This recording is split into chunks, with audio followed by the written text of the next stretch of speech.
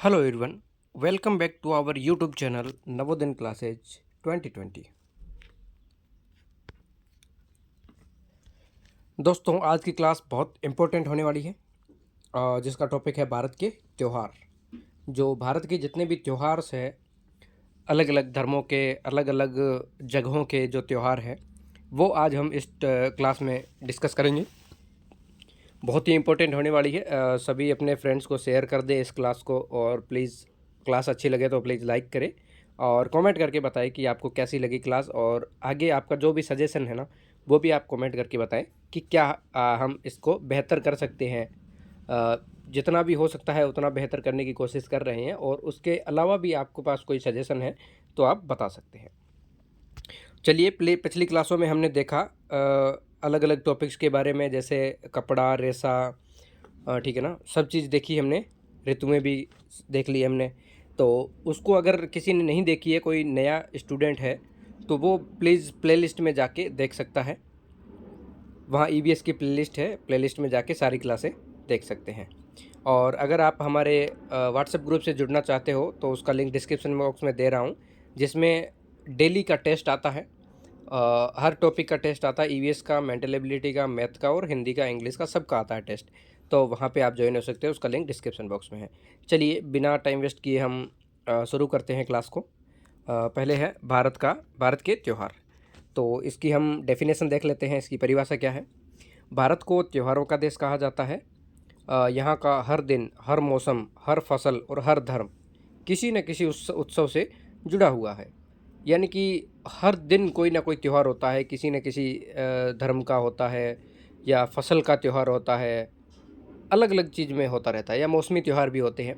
ये त्यौहार केवल रीति रिवाज नहीं, बल्कि हमारी संस्कृति, चेतना, ऋतु परिवर्तन का ज्ञान, कृषि परंपरा और ऐतिहासिक गौरव के प्रतीक है। आइए इन्हें तीन बड़े वर्गों में समझते हैं। कितने वर्ग हैं? तीन वर्ग हैं। कौन कौन से हैं? पहला हम देखते हैं राष्ट्रीय त्यौहार, नेशनल फेस्टिवल्स। राष्ट्रपति के प्रतीक होते हैं। ये वे पर्व है जो किसी धर्म विशेष से नहीं, बल्कि पूरे देश के गौरवशाली इतिहास और संविधान से जुड़े हैं। हर भारतीय इन्हें सम्मान समान उल्लास उल्लास के साथ मनाता है। यानी कि दो जो है मेन पर्व कौन कौन से हैं? नेशनल जो पर्व है, एक है गणतंत्र दिवस, दूसरा है स्वतंत्रता दिवस। गणतंत्र दिवस 26 जनवरी को मनाते हैं और स्वतंत्रता दिवस 15 अगस्त को मनाते हैं। ठीक है, अब 26 जनवरी के बारे में हम देखते हैं क्या है। इस दिन सन 1950 में भारत का संविधान लागू हुआ था।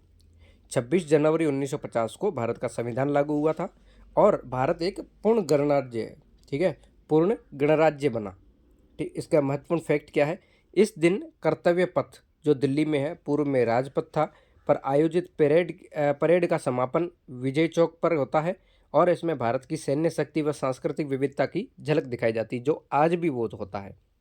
आज के दिन भी हम देखते हैं 15 अगस्त 26 जनवरी को, जब दिल्ली के ऊपर प्रधानमंत्री जी तिरंगा फहराते हैं, झंडा फहराते हैं, उस टाइम ये परेड वगैरह होती है, आपने देखा होगा। अब दूसरा देखते हैं स्वतंत्रता दिवस। स्वतंत्रता दिवस में क्या है? 15 अगस्त को मनाया जाता है। 1947 में इसी दिन भारत ने अंग्रेजों की गुलामी से मुक्ति पाई थी। यानी कि हमारा देश आज़ाद हुआ था 15 अगस्त 1947 को, इसलिए इसको स्वतंत्रता दिवस यानी कि इंडिपेंडेंस डे मनाते हैं, नेशनल सॉन्ग। ठीक है, नेशनल जो फेस्टिवल है इस दिन मनाते हैं। इसका फैक्ट क्या है? इस दिन प्रधानमंत्री लाल किले की प्राचीर से राष्ट्र को संबोधित करते हैं, यानी कि स्पीच देते हैं, और तिरंगा फहराने के साथ 21 तोपों की सलामी दी जाती है। 21 तोपों की सलामी भी यहाँ पे दी जाती है, यहाँ फोटो में आप देख सकते हो यहाँ पे। और आगे चलते हैं तीसरा। तीसरा कौन सा है? ये भी मोस्ट इम्पोर्टेंट पर्व है। कौन सा है? गांधी जयंती। जो महात्मा गांधी जी थे, ठीक है, उनका जन्मदिन था 2 अक्टूबर को, और 2 अक्टूबर को इनकी गांधी जयंती हम अभी भी आज भी मनाते हैं। ठीक है, यह राष्ट्रपिता महात्मा गांधी का जन्मदिन है। इसका फैक्ट है, संयुक्त राष्ट्र ने इस दिन को अंतर्राष्ट्रीय अहिंसा दिवस घोषित किया है। संयुक्त राष्ट्र है जो, उसने इस दिन को अंतर्राष्ट्रीय अहिंसा दिवस घोषित किया है, जो पूरी दुनिया में अहिंसा के संदेश को फैलाने के लिए समर्पित है। गांधी जी अहिंसावादी थे, तो इनकी याद में हम ये मनाते हैं। हमारे राष्ट्रीय त्यौहार हमें एकता, गौरव और देशभक्ति की प्रेरणा देते हैं। जो ये पर्व है ये हमें प्रेरणा देते हैं। एग्ज़ाम पॉइंट ऑफ व्यू से देखें तो 26 जनवरी, 15 अगस्त और 2 अक्टूबर ये आपको याद ही होंगे, ये याद रह सकते हैं आपको, ठीक है। इसका संदेश क्या है? अहिंसा ही सच्ची शक्ति है। ये मोस्ट इम्पोर्टेंट आपको याद करना है, ठीक है। आगे चलता है दूसरा। दूसरा क्या है? धार्मिक त्यौहार। जो रिलीजियस फेस्टिवल होते हैं वो आस्था के विविध रंगों में होते हैं। भारत सभी प्रमुख धर्मों की जननी रहा है, इसलिए यहाँ हर धर्म के त्यौहार बड़ी श्रद्धा से मनाए जाते हैं। हिंदुओं के अलग होते हैं धर्म, मुस्लिमों के अलग होते हैं और सिखों के अलग होते हैं।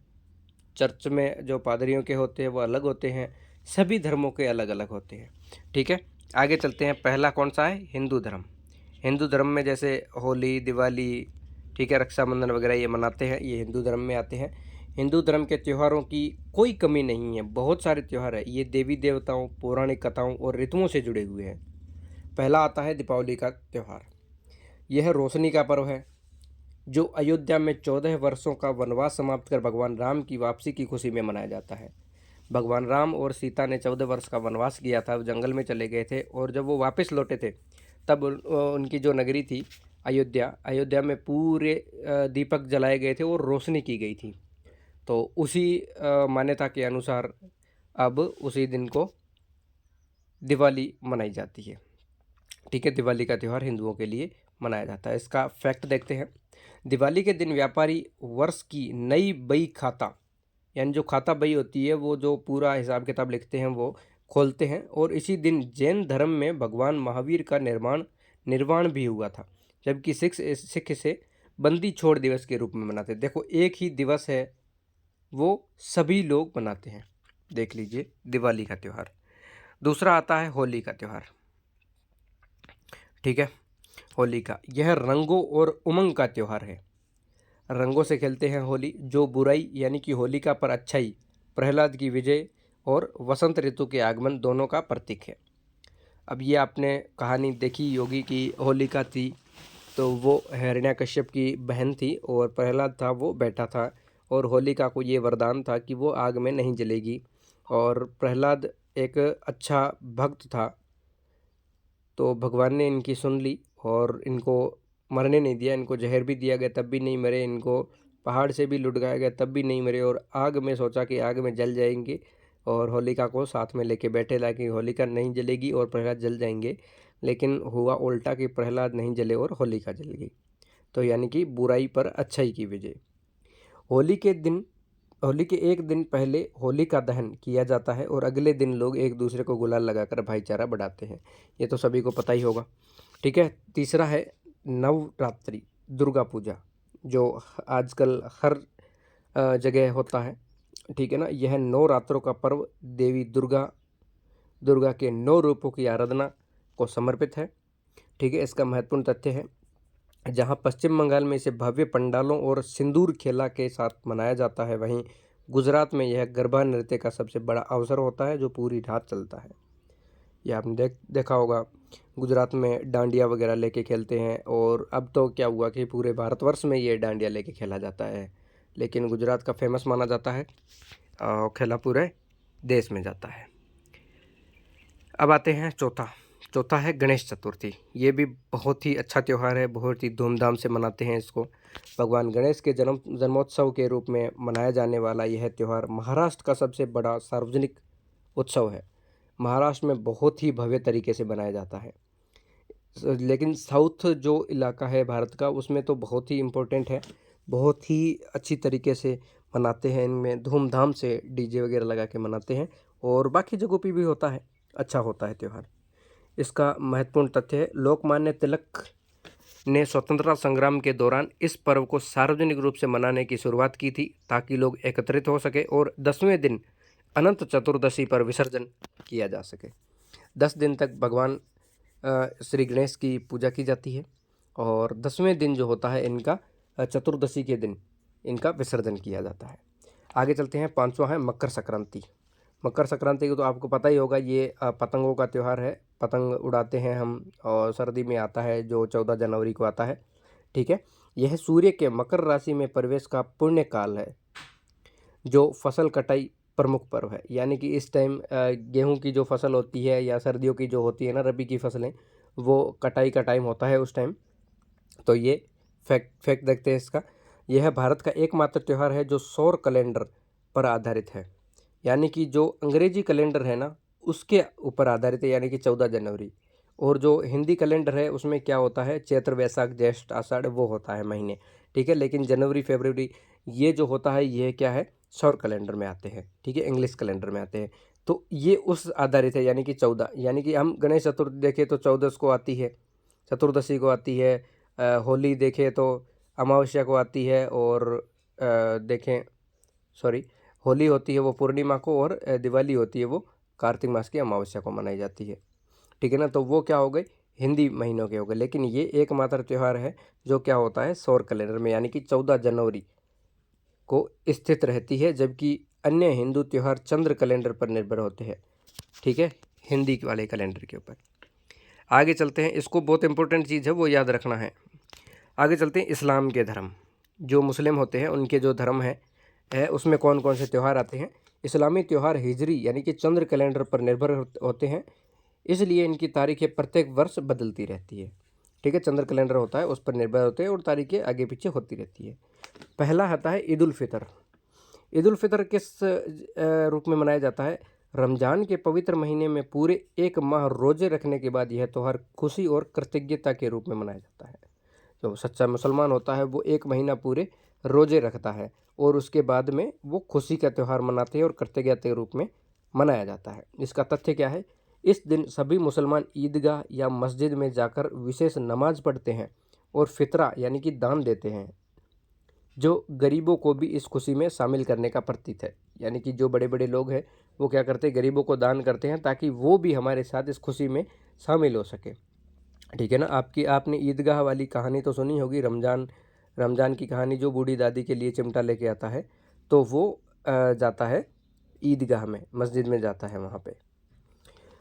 दूसरा है ईद उल अजहा यानी कि बकरीद। यह हज़रत इब्राहिम द्वारा अल्लाह के आदेश पर अपने प्रिय पुत्र को कुर्बान करने की इच्छा की याद में मनाया जाता है। जो हज़रत इब्राहिम थे उनको अल्लाह का आदेश आया कि उनके पुत्र को कुर्बान करना पड़ेगा, तो उसकी याद में मनाते हैं, इसलिए ये अब बकरों को ये कुर्बान करते हैं, ठीक है। इसका महत्वपूर्ण तथ्य क्या है, इस दिन जानवर यानी कि बकरा, ऊँट या गाय की कुर्बानी दी जाती है और उसका मांस 3 भागों में बांटा जाता है, एक खुद के लिए, एक रिश्तेदारों के लिए और एक गरीबों के लिए, यानी कि सबको साथ लेके चलता है। ये बहुत ही अच्छा है ये चीज़, ठीक है ना, कि गरीब है वो भी मना सके आराम से और अमीर है वो भी आराम से मना सके, ठीक है। तो ये चीज़ है, बहुत ही अच्छी चीज़ है। आगे चलते हैं, तीसरा है मुहर्रम, ठीक है। मुहर्रम यह इस्लामी वर्ष का पहला महीना है जिसकी 10वीं तारीख आशूरा को इमाम हुसैन और उनके साथियों की शहादत की याद में मातम मनाया जाता है, यानी कि ये इनका शोक का त्यौहार है, ठीक है, मातम मनाया जाता है। सुन्नी और सिया और सुन्नी जो दो थे, दोनों संप्रदायों के लिए एक यह महत्वपूर्ण है। हालांकि सिया इसे अत्यधिक शोक के रूप में मनाते हैं और ताजिया यानी कि जुलूस निकालते हैं, ठीक है, उनकी शहादत हुई थी उसके लिए ये ताजिया यानी कि जुलूस निकालते हैं, ठीक है। इस्लामिक हो गया। अब आते हैं सिख धर्म के ऊपर, ठीक है। सिख धर्म के कौन कौन से हैं त्यौहार देखते हैं हम। सिख त्यौहार गुरुओं की जयंती यानी कि गुरु पर्व और खालसा पंथ की स्थापना से महरे जुड़े हैं, यानी कि बहुत ही अच्छी तरीके से जुड़े हुई है। पहला आता है गुरु नानक देव जी की जयंती जो होती है वो, ठीक है, गुरु नानक देव जी की जयंती है। सिख धर्म के जो संस्थापक थे एवं प्रथम गुरु थे गुरु नानक देव जी के प्रकाशोत्सव यानी कि उनके जन्मदिन के रूप में मनाया जाता है। इस दिन पूरी रात अखंड पाठ यानी कि बिना रुके गुरु ग्रंथ साहिब का लगातार पाठ किया जाता है और सुबह यानी कि प्रभात फेरी के टाइम सुबह जो भोर होता है ना उस टाइम प्रभात फेरी निकाली जाती है, जो एक आध्यात्मिक जागृति का प्रतीक है, यानी कि सवेरे जल्दी उठ के गुरु का पाठ करने से बहुत जागृति उत्पन्न होती है। यहाँ पे वाहे गुरु जी का हम देख सकते हैं, गुरु नानक देव जी का यहाँ पे वाहे गुरु लिखा हुआ। और दूसरा त्यौहार है बैसाखी का। बैसाखी का तो आपने देखा ही होगा, ठीक है, 13 अप्रैल को मनाया जाता है। यह न केवल रबी की फसल की कटाई के त्यौहार है बल्कि 1699 में गुरु गोविंद सिंह द्वारा खालसा पंथ की स्थापना का ऐतिहासिक दिन भी होता है। ये जो गेहूं की फसल होती है, कटाई होती है ना, उस टाइम ये त्यौहार मनाया जाता है कि अब हम फ्री हो गए हैं, फसल वसल कट के फ्री है हम और हमारे पास सब कुछ है। ठीक है, और ये एक हो गया फैक्ट। लेकिन दूसरा क्या है, 1699 में गुरु गोविंद सिंह जी थे जो सिखों के 10वें गुरु थे, उन्होंने खालसा पंथ की स्थापना की थी। इस दिन गुरु गोविंद सिंह ने पंज प्यारे यानी कि 5 पीरिये की परंपरा शुरू की और सिखों को केस, कंघा, कड़ा, कच्छा और किरपान 5 ककार धारण करने का आदेश दिया। जो सच्चा सरदार होता है, सिख होता है, उसके पास ये सब चीज़ें होती हैं। यानी कि केस यानी कि उनके बाल होंगे, वो बाल कट नहीं करते हैं, और उनके पास कंघा होगा, हाथ में कड़ा होगा, कच्छा होगा, और किरपान जो कटार होती है वो डाली हुई होगी। ठीक है, ये इन्होंने बताया। आगे चलते हैं। तीसरा क्या है, बंदी छोड़ दिवस। जो हमने ऊपर देखा था, दिवाली के जो टाइम था सिख मनाते हैं, इसे दिवाली के दिन ही मनाया जाता है। यह छठे गुरु हरगोविंद सिंह और 52 अन्य राजाओं की ग्वालियर के किले में रिहाई की खुशी में मनाया जाता है। उनको जेल में जो बंदी किया गया था, उनको फिर बाद में रिहा किया गया, यानी कि छोड़ दिया गया, तो उसकी खुशी में ये त्यौहार मनाया जाता है, यानी कि बंदी छोड़ दिवस, जिसके कारण इसे बंदी यानी कि बंदियों को छोड़ने का दिन भी कहा जाता है। ठीक है, तो बच्चों ये सब याद हो गया। और नए बच्चे हैं वो प्लीज़ चैनल को सब्सक्राइब कर दें और प्लीज़ लाइक करें सभी इस क्लास को, ताकि हमें भी मोटिवेशन मिल सके, और कमेंट भी ज़रूर करें इसमें। आगे आता है ईसाई धर्म।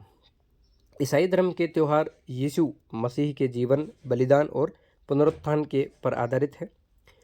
इसमें पहला कौन सा है, क्रिसमस का त्यौहार है, जो हर साल 25 दिसंबर को मनाया जाता है, जिसे क्रिसमस का त्यौहार हम बोलते हैं। ठीक है ना, क्रिसमस डे। यीशु मसीह के जन्मदिन के रूप में दुनिया भर में मनाया जाने वाला यह पर्व भारत में भी बड़े धूमधाम से मनाया जाता है, बहुत ही अच्छी तरीके से मनाया जाता है। इसका तथ्य क्या है, फैक्ट क्या है, क्रिसमस के दिन चर्चों में आधी रात यानी कि मिडनाइट मास की प्रार्थना होती है। आधी रात में प्रार्थना करते हैं और बच्चों को सांता क्लॉज के बारे में कहानियाँ सुनाई जाती है। जो सांता क्लॉज बनते हैं वो गिफ्ट लेके आते हैं, आपने देखा ही होगा, तो उसके बारे में कहानियाँ सुनाई जाती है, जिनका ऐतिहासिक आधार 4वीं सदी के संत निकोलस को माना जाता है। किसको, संत निकोलस को माना जाता है। ठीक है बच्चों, और एक चीज़ और मैं बताऊं यहाँ पे आपको, कि आपको एक नोटबुक का मैंने बोला था, हर क्लास में मैं बोलता हूँ, तो आप प्लीज़ नोट्स बनाएं। उससे क्या होगा, आपको अच्छे से याद हो जाएंगे। नोट्स आप खुद अपने आप से बनाओगे तो उसमें आपको याद भी हो जाएंगे और रिवाइज भी हो जाएगा आपको, और बाद में अगर भूल भी जाओ तो वो आप वापस से देख सकते हो और वो पढ़ सकते हो। लास्ट मोमेंट पे क्या होता है, क्लासें तो आप सारी देख नहीं पाओगे, लेकिन वो जो नोट्स होंगे ना आपके, वो आप एक बार पढ़ लोगे ना तो आपके माइंड में वापस से वो आ जाएगा। जैसे आज क्लास ले रहा हूँ, आपका नवंबर में एग्ज़ाम है या दिसंबर में एग्ज़ाम है, जब भी एग्ज़ाम है ना, तब तक आप इस क्लास को भूल जाओगे, क्योंकि आगे आने वाली और क्लासें चलती रहेगी, तो पीछे वाला आप क्या थोड़ा थोड़ा याद तो रहेगा, लेकिन थोड़ा थोड़ा भूलते जाओगे। तो वो क्या होगा कि जब आप कॉपी में लिखा हुआ होगा तो आप एक बार उसको देख लोगे ना, तो आपको पूरा एक बार वापस से रिवाइज हो जाएगा आपको। ठीक है ना, तो ये चीज़ है। दूसरा आता है गुड फ्राइडे। गुड फ्राइडे का जो त्यौहार है, यह क्यों मनाया जाता है, इसके पीछे क्या फैक्ट है।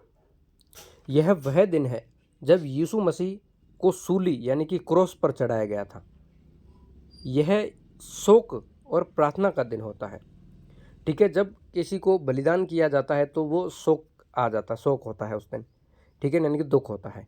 तो इनको क्या किया, सूली पर चढ़ाया गया था, इसलिए शोक का त्यौहार मनाते हैं। ये प्रार्थना करते हैं, इस दिन प्रार्थना का दिन होता है। ठीक है, इस दिन चर्चों में घंटियां नहीं बजाई जाती और सभी धार्मिक समारोह अत्यंत सादगी व गंभीरता के साथ संपन्न होते हैं। यानी कि अगर किसी की डेथ हो जाती है तो वो उसको थोड़ा सा देखते हैं कि हर कोई देखता है कि भाई वो शोक का दिन है, उसी दिन कोई ना ढोल डगाड़ा कुछ भी नहीं बजता है, वो शांति का पर्व होता है।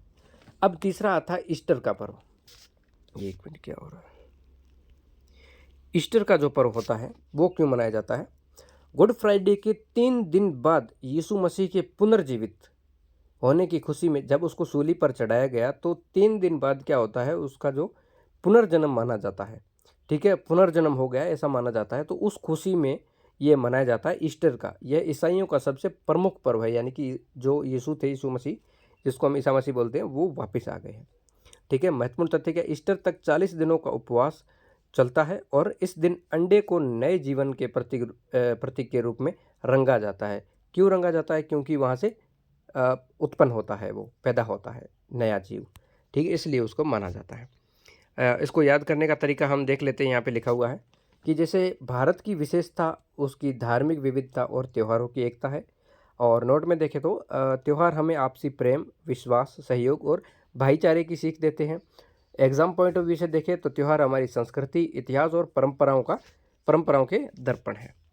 ठीक है बच्चों, यहाँ तक सभी को क्लियर है, समझ आया। आगे चलते हैं बौद्ध धर्म। बौद्ध धर्म में क्या होता है? बौद्ध त्यौहार भगवान बुद्ध के जीवन की प्रमुख घटनाओं पर आधारित है। जो भगवान बुद्ध थे, गौतम बुद्ध थे, उनकी जो घटनाएं थी, उन्होंने कब कब संन्यास लिया, कब उन्होंने गृह त्याग किया, ठीक है ना, कब उनको ज्ञान की प्राप्ति हुई, कहाँ हुई, ये चीज़ें हैं इसमें। ठीक है, तो पहला होता है बुद्ध पूर्णिमा। वैशाख जो पूर्णिमा होती है, जिसको बुद्ध पूर्णिमा बोला जाता है, वैशाख जो माह होता है उसकी पूर्णिमा को बौद्ध धर्म का सबसे पवित्र दिन है, क्योंकि इसी दिन भगवान बुद्ध का जन्म हुआ था और ज्ञान की प्राप्ति हुई थी और महापरिनिर्वाण यानी कि मृत्यु, तीनों घटनाएं इसी टाइम हुई थी। यानी कि वैशाख माह की पूर्णिमा है, उस दिन इनका जन्म भी हुआ था, इनको ज्ञान की भी प्राप्ति हुई थी और उनकी मृत्यु भी हुई थी। ये तीनों घटनाएं इसी दिन हुई थी, इसलिए ये बहुत ही पवित्र माना जाता है, बहुत ही इंपॉर्टेंट माना जाता है। इसका तथ्य देखें महत्वपूर्ण, संयुक्त राष्ट्र ने इस दिन को बुद्ध पूर्णिमा के रूप में अंतर्राष्ट्रीय मान्यता दी है।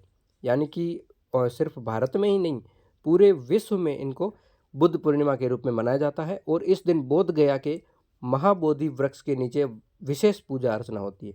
जो बोध गया है, जो बिहार में है, यहाँ पे इनको इस पेड़ के नीचे इनको ज्ञान की प्राप्ति हुई थी, तो इस दिन विशेष पूजा अर्चना होती है उसी दिन। दूसरा है धम्म चक्र प्रवर्तक दिवस। ठीक है, धम्म चक्र प्रवर्तन दिवस, यह वह दिन है जब भगवान बुद्ध ने सारनाथ में अपने 5 जो प्रथम शिष्य थे उनको अपना पहला उपदेश दिया था। यानी कि पहला उनकी जो ज्ञान की बातें थी वो पहली उनको बताई थी, जो 5 थे उनके शिष्य वहाँ। इस दिन बुद्ध ने मध्यम मार्ग और आर्य अष्टांगिक मार्ग का प्रतिपादन किया, जो बौद्ध दर्शन का मूल आधार है। बौद्ध दर्शन का मूल आधार क्या है? मध्यम मार्ग और आर्य अष्टांगिक मार्ग, ये है इसका मूल आधार। ये याद रखना बहुत इंपॉर्टेंट है। तीसरा त्यौहार आता है लोसर। लोसर क्या होता है? तिब्बती बौद्धों का नव वर्ष का त्यौहार, जो लगातार 3 दिनों तक बड़े उल्लास से मनाया जाता है। जो तिब्बत के जो बौद्ध है, बौद्ध धर्म के लोग हैं, वो इस त्यौहार को अपना नव वर्ष यानी कि न्यू ईयर के रूप में मनाते हैं, जो लगातार 3 दिनों तक मनाया जाता है और बड़े उल्लास से यानी कि बहुत ही अच्छी तरीके से इनको मनाया जाता है। इसका फैक्ट क्या है? इस अवसर पर चाम नृत्य, जो चाम नृत्य है वो मुखौटा नृत्य किया जाता है। ये देख सकते हैं आप, यहाँ पे मुखौटा पहना हुआ है, जिसमें बुरी आत्माओं को भगाने व नए साल के स्वागत का संदेश होता है। ठीक है ना, ये चाम वाला है ना, ये इंपॉर्टेंट है, इसको याद रखना है कि लोसर में कौन सा नृत्य किया जाता है? चाम नृत्य। अगला देखते हैं हम जैन धर्म। ठीक है, जैन धर्म देखते हैं। जैन त्यौहार मुख्यतः तप, संयम, क्षमा और तीर्थकरों की जयंती पर आधारित होते हैं। इसमें पहला है पर्युषण पर्व। यह जैन धर्म का सबसे बड़ा 8 दिनी श्वेतांबर या 10 दिनी दिगंबर उत्सव है। इनमें 2 थे, श्वेतांबर और दिगंबर थे, 2 प्रकार की मान्यताएं थी, श्वेतांबर और दिगंबर। तो इनका उत्सव है 8 दिनी यानी श्वेतांबर, 10 दिनी यानी दिगंबर उत्सव है, जो आत्मशुद्धि के लिए समर्पित है। इसका महत्वपूर्ण तथ्य क्या है? इस पर्व के अंतिम दिन क्षमा याचना दिवस मनाया जाता है, यानी कि माफ़ किया जाता है, जहाँ सभी जैन एक दूसरे से मिच्छामि दुक्कडम, यदि मुझसे कोई भूल हुई हो तो क्षमा करें, ये मांगते हैं और कहते हैं ये। ठीक है ना, इस दिन पर्युषण पर्व के दिन। ठीक है, क्या है ये? मिच्छामि दुक्कडम, यानी कि अगर मेरे से कोई गलती हुई है तो मुझे माफ़ कर दें। आगे है दूसरा है इनका महावीर जयंती। महावीर जयंती क्या हुआ था? 24वें और अंतिम तीर्थकर महावीर स्वामी, जो महावीर स्वामी हैं, उनका जन्मदिन है, वो बड़ी धूमधाम से मनाया जाता है। वो अंतिम तीर्थकर कौन थे? 24वें भगवान महावीर। ठीक है, तो इनका जन्मदिन था। इसका फैक्ट क्या है? इस दिन जैन मंदिरों में रथ यात्रा निकाली जाती है, यहाँ आप देख सकते हैं फोटो में, और भगवान महावीर की प्रतिमा का अभिषेक दुग्ध से किया जाता है, यानी कि दूध से इनको नहलाया जाता है। इनको याद कैसे करें? त्यौहार हमारे जीवन में भाईचारा, ये अब पहले हम देख सकते हैं, भाईचारा, आस्था और संस्कारों को मजबूत करते हैं। हर त्यौहार हमें अच्छा इंसान बनने की प्रेरणा देता है। एग्जाम पॉइंट ऑफ से देखें तो त्यौहार केवल आनंद के लिए नहीं बल्कि मूल्य सीखने के लिए भी होते हैं। ठीक है, यहाँ तक बच्चों समझ आ गया सभी को? लाइक कर दें और थम्स अप ज़रूर भेजें कमेंट में कि आपको समझ आया है। अब होते हैं क्षेत्रीय त्यौहार। ठीक है, वो तो हो गए धार्मिक त्यौहार। अब होते हैं क्षेत्रीय त्यौहार, यानी कि जो हर क्षेत्र का अलग अलग त्यौहार होता है। हर स्टेट का अलग अलग है, हर राज्य का हर ज़िले का अलग अलग होता है, अपना अपना अपना अपना कल्चर है, वैसे वो मनाते हैं। अब क्षेत्रीय त्यौहार है, स्थानिक के संस्कृति के गौरव माने जाते हैं। ये त्यौहार किसी खास राज्य या त्यौहार क्षेत्र की जीवन शैली, खान पान और फसलों से जुड़े होते हैं, जो भारत की सांस्कृतिक विविधता को सबसे अच्छे से दिखाते हैं। ये हम देख सकते हैं। पहला देखते हैं असम का बिहू। जो असम राज्य है वहाँ का है बिहू नृत्य है, ठीक है, बिहू त्यौहार है। ये असम का प्रमुख फसल कटाई पर्व है, यानी कि जिस टाइम फसल कटाई होती है उस टाइम ये पर्व मनाया जाता है, जो साल में 3 बार रोंगाली, कांगाली और भोगाली मनाया जाता है, ठीक है। ये साल में 3 फसलें लेते हैं और फसल की जब कटाई होती है ना, तब ये पहली फसल को बोलते हैं रोंगाली, दूसरी को बोलते हैं कांगाली और तीसरी को बोलते हैं भोगाली, ठीक है। ये मनाया जाता है। रोंगाली बिहू असमिया नव वर्ष की शुरुआत होती है, जिसमें पारंपरिक बिहू नृत्य और ढोल पेपा, स्थानीय जो वाद्य यंत्र है इनके, ये देख सकते हैं ढोल पेपा, ये इनकी धुन पर पूरा असम झूम उठता है, यानी कि ये बजाते हैं और नाच गान इनका होता है, ठीक है। अब देखते हैं दूसरा किसका है, तमिलनाडु का है त्यौहार है पोंगल। यह 4 दिवसीय फसल कटाई का त्यौहार है। ये भी फसल काटने के ऊपर होता है, जो सूर्य देव को धन्यवाद देने के लिए मनाया जाता है। अब सूर्य देव ने अपनी रोशनी दी, पत्तियां पकी और फल फूल निकले और उसमें हमारी फसल हो गई, तो धन्यवाद देते हैं सूर्य देव को, ठीक है। वो फसल कटाई में काम आता है, ठीक है, फसल कटाई। इसका इम्पोर्टेंट फैक्ट क्या है, पोंगल के दूसरे दिन सूर्य पोंगल पर नए चावल को दूध के साथ मिट्टी के बर्तन में पकाया जाता है, यानी कि खीर जिसको हम बोलते हैं, खीर बनाई जाती है। और जब वह उबल कर बाहर आता है ना, तो उसे शुभ संकेत माना जाता है। जैसे यहाँ पे उबल रहा है, उबल कर जैसे उफान मारता है, गिरता है नीचे, ठीक है, तो उसको ये शुभ चिंतक मानते हैं कि अच्छा है ये है। अब तीसरा है केरल का होता है ओणम। ये इंपॉर्टेंट है, याद रखना है, केरल का ओणम होता है और तमिलनाडु का पोंगल होता है। इस दिन तक चलने वाला यह 10 दिन तक चलने वाला यह केरल का सबसे बड़ा त्यौहार है। दानी राजा महाबली के वार्षिक स्वागत में मनाया जाता है। दानी राजा तो महाबली था, इसके वर्ष में एक बार स्वागत हुआ था और स्वागत के रूप में मनाया जाता है। इसका इम्पोर्टेंट फैक्ट है, ओणम के दिन वल्लभकाली यानी कि नौका दौड़, ये हम देख सकते हैं। अभी बीच में एक वायरल हुआ था लड़का जो इधर उधर वो हाथ फैला रहा था, ठीक है, वो नौका दौड़ का आयोजन होता है, वो ओणम के दिन होता है। और हर घर के आंगन में फूलों से पुक्कलम, जो रंगोली और केरल में इसको पुक्कलम बोलते हैं, बनाई जाती है। साथ ही पारंपरिक ओणम सदुग केले के पत्ते पर भोजन बनता है इनका, ठीक है। ये इनका इम्पोर्टेंट फैक्ट है, इसको नोट डाउन कर लें आप, वैसे सभी को नोट डाउन करें और इसको इम्पोर्टेंट है ये, ठीक है। अब आते हैं पंजाब की लोहड़ी। पंजाब में लोहड़ी मनाई जाती है। यह सर्दियों के अंत और रबी की फसल यानी कि गन्ना की कटाई की खुशी में मकर संक्रांति से एक रात पहले मनाया जाता है। मकर संक्रांति मनाई जाती है 14 जनवरी को और ये होता है 13 जनवरी की रात को, ठीक है। पंजाब में लोहड़ी मनाई जाती है। इसका फैक्ट क्या है, इस रात लोग अलाव जलाते हैं, यानी कि आग जलाते हैं, उसके चारों ओर गिद्धा और भंगड़ा नृत्य करते हैं। गिद्धा और भंगड़ा क्या है, पंजाब के नृत्य हैं ये, तथा मूंगफली, गुड़ और रेवड़ियाँ बांटते हैं। ये खुशी का त्यौहार मनाते हैं अपना। 5वां है गुजरात का उत्तरायण। यह अंतर्राष्ट्रीय स्तर पर प्रसिद्ध पतंग यानी कि काइट महोत्सव है, जो मकर संक्रांति के दिन आयोजित होता है, यानी कि 14 जनवरी को आयोजित होता है। महत्वपूर्ण फैक्ट क्या है इसका, अहमदाबाद में इस दिन हजारों रंग बिरंगी पतंगे आसमान में उड़ती है और फिरकी यानी कि चक्का काटने की प्रतियोगिताएं होती है। साथ ही उंदियू यानी कि ज़मीन में पकाई जाने वाली खिचड़ी, ज़मीन में जो पकाई जाती है खिचड़ी, उंदियू का विशेष व्यंजन बनता है। इसी दिन इसी व्यंजन को ही बनाया जाता है और सब लोग खाते हैं मिल बैठ के, ठीक है बच्चों। आगे चलते हैं। छठा क्या है, पश्चिम बंगाल की दुर्गा पूजा, यानी कि पश्चिम बंगाल में दुर्गा पूजा बहुत अच्छी तरीके से धूमधाम से मनाते हैं। यद्यपि यह एक धार्मिक पर्व है, पर बंगाल में यह क्षेत्रीय पहचान का सबसे बड़ा सांस्कृतिक कार्निवाल है, यानी कि सबसे अच्छा जो है वो बंगाल में मनाया जाता है इनका त्यौहार। इसका महत्वपूर्ण फैक्ट है, कोलकाता में पंडाल हार्डिंग एक से दूसरे पंडाल देखने की परंपरा है और विसर्जन के दिन लाखों लोग धाक यानी कि ढोल की थाप पर सिंदूर खेला और सामूहिक नृत्य करते हैं, ढोल बजाते हैं अंतिम दिन और आराम से डांस करते हैं। अब आते हैं 7वां, राजस्थान का पुष्कर मेला। यह विश्व का सबसे बड़े ऊंट मेलों में से एक है, यानी कि यहाँ पे ऊंटों का मेला लगता है जो अजमेर ज़िले के पुष्कर में लगता है। यानी कि राजस्थान में एक ज़िला है अजमेर है, वहाँ का एक छोटा सा इलाका है पुष्कर नाम है, वहाँ पे ये मेला लगता है। इसका फैक्ट है यह मेला व्यापारिक होने के साथ साथ सांस्कृतिक भी है, जहाँ ऊँटों की मूँछों की प्रतियोगिताएँ देख लीजिए, ऊँटों की मूँछों की भी प्रतियोगिताएँ होती है। लोक नृत्य यानी कि ऊँट डांस भी करते हैं, संगीत करते हैं और रेत में खेले जाने वाले खेल आयोजित होते हैं। यह कार्तिक पूर्णिमा के आसपास बढ़ता है, यानी कि एग्जैक्ट तो पता नहीं है, कार्तिक पूर्णिमा के आसपास ये बढ़ता है। अब आते हैं इसको याद करने के कुछ तरीके।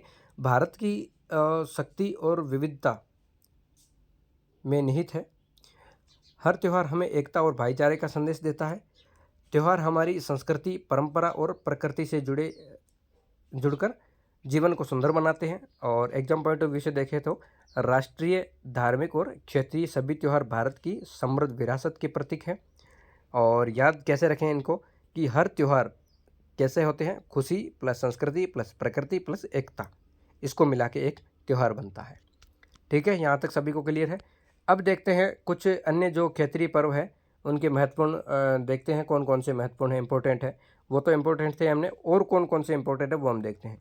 गोवा का कार्निवल, गोवा में कार्निवल फेस्टिवल होता है। पुर्तगाली प्रभाव में आया यह रंग बिरंगा उत्सव है, जहाँ नृत्य, संगीत और बड़ी बड़ी झांकियाँ निकाली जाती है। ये आप फोटो में देख सकते हैं, यहाँ पे ये कैसे डांस कर रहे हैं, ये गोवा में होता है। ठीक है, इसका नोट यहाँ पे लिखा हुआ है। कार्निवल ये लैटिन शब्द है, इसका मतलब है मांस त्यागने से पहले का उत्सव, यानी कि मांस को छोड़ देते, मांस खाना छोड़ देते, उससे पहले का जो उत्सव होता है ना, वो उसको गोवा का कार्निवल बोला जाता है। अब होते हैं बिहार की छठ पूजा। बिहार में छठ पूजा बहुत इंपॉर्टेंट मानी जाती है, बहुत ही धूमधाम से मनाई जाती है। ये सूर्य देव को अर्घ्य देने का एक अनोखा पर्व, यह अनोखा पर्व नदियों के किनारे खड़े होकर किया जाता है, जो कार्तिक शुक्ल षष्ठी को मनाया जाता है। यानी कि ये पत्ते वगैरह उनमें विसर्जित करते हैं, तैराते हैं। यह पर्व सूर्योपासना और प्रकृति के प्रति कृतज्ञता का प्रतीक होता है, कृतज्ञता का प्रतीक माना जाता है। ठीक है, अब आते हैं ओडिशा का रथ यात्रा, जो भगवान जगन्नाथपुरी जी है, जो पुरी में है, ओडिशा भुवनेश्वर पुरी में, वहाँ पे बहुत ही धूमधाम से इनकी रथ यात्रा निकाली जाती है भगवान जगन्नाथ जी की। पुरी में भगवान जगन्नाथ और बलराम और सुभद्रा के विशाल रथों को खींचने का विश्व प्रसिद्ध त्यौहार और आषाढ़ मास में आयोजित होता है। जो आषाढ़ मास है, जो श्रावण से पहले आता है, ठीक है, सावन मास होता है, उससे पहले आषाढ़ आता है। आषाढ़ में बहुत ही धूमधाम से ये यात्राएं निकलती है, तीनों की, भगवान जगन्नाथ की, बलराम की और सुभद्रा की। रथ इनको खींचा जाता है और लोग ही खींचते हैं और पूरे चक्कर लगाते हैं यहाँ पे। रथ यात्रा इजिकल टू भगवान जगन्नाथ की वार्षिक यात्रा, जिसमें लाखों श्रद्धालु शामिल होते हैं। बहुत ही भीड़ होती है ज़्यादा यहाँ पे दर्शन करने के लिए, ठीक है ना, और बहुत ही अच्छी मान्यता है इनकी। आप में से कोई गया हो तो प्लीज़ कमेंट में बताएं कि कौन कौन जगन्नाथपुरी जी के दर्शन करके आया है। मैं तो गया हूँ, मैं जाके आया हूँ। आप में से कोई गया है या नहीं गया है, बताना कमेंट में। और उड़ीसा से कौन कौन है वो भी कमेंट करके बताएं। इसका हम निष्कर्ष देखते हैं लास्ट में, कंक्लूजन क्या है। भारत के त्यौहार उसकी एकता में अनेकता को जीवंत मिसाल है। चाहे वह गणतंत्र दिवस की परेड हो, होली के रंग हो, क्रिसमस की घंटियाँ हो, ईद की नमाज हो, बिहू का नृत्य हो या ओणम की नौका दौड़ हो, हर त्यौहार हमें सिखाता है कि जीवन में उत्सव, कृतज्ञता, क्षमा और प्रेम का कोई विकल्प नहीं है। सब साथ मिलते हैं, एकजुट होते हैं, तब बहुत ही अच्छी तरीके से खुशी का माहौल होता है और अच्छे से मना सकते हैं हम त्यौहार। ये पर्व न केवल धार्मिक आस्था बल्कि फसलों, ऋतुओं और सामाजिक सौहार्द का भी प्रतीक होता है, जो हमें अपनी जड़ों से जोड़े रखता है। यानी कि जो पुराने जो रीतियाँ चली आ रही है उसको हम, संस्कृति को हम हमें जोड़े रखते हैं ये पर्व की। हाँ आए, अब आजकल की नई पीढ़ियाँ हैं वो क्या मोबाइल में चली जाती है और धीरे धीरे डिजिटल में चले जाते हैं और पीछे वाले नहीं मना पाते हैं। पहले जो धूमधाम से मनाते हैं ना, आज वाले वो धूमधाम से नहीं मना पाते हैं होली का, मोबाइलों में लगे रहते हैं, कभी इधर कभी उधर चले जाते हैं। ठीक है, तो मिलकर प्रेम भाव से एकजुट होकर घर के सदस्य सभी मिलकर ही मनाएं अच्छे से त्यौहार, और बहुत ही खुशी का माहौल होता है उसमें। इसको याद कैसे रखें, त्यौहार हमें जोड़ते हैं, हर संस्कृति का सम्मान करते हैं, विविधता में ही भारत की सुंदरता है। ठीक है ना, तो त्यौहार होते हैं तभी ही पूरे परिवार, अब कोई किधर जॉब कर रहा है, कोई किधर काम कर रहा है, कोई किधर पढ़ाई कर रहा है, दूर दूर रहते हैं। जब त्यौहार होता है ना, सभी को छुट्टियां होती है और सब एक जगह होते हैं, तब खुशी का माहौल होता है एक जगह। ठीक है ना। आप भी अब नवोदय जाओगे, उसके बाद आपको छुट्टियाँ होगी, होली की छुट्टी शायद ही होगी, कुछ कुछ जगहों पे होगी, क्योंकि होली के टाइम क्या होता है, मार्च का महीना होता है और एग्ज़ाम चलता है आपका, ठीक है। लेकिन दिवाली की छुट्टियाँ होगी, तो दिवाली में बहुत धूमधाम से आप मनाते हो, घर जाते हो सभी अपने अपने, ठीक है ना। तो वो चीज़ होता है। तो दोस्तों कैसी लगी आपको क्लास, कमेंट करके ज़रूर बताएं। और हमारी तरफ से आपको आगे की क्लासें मिलती रहेगी बहुत अच्छी तरीके से, और आगे नया नया टॉपिक हम देखते रहेंगे। Thank you so much.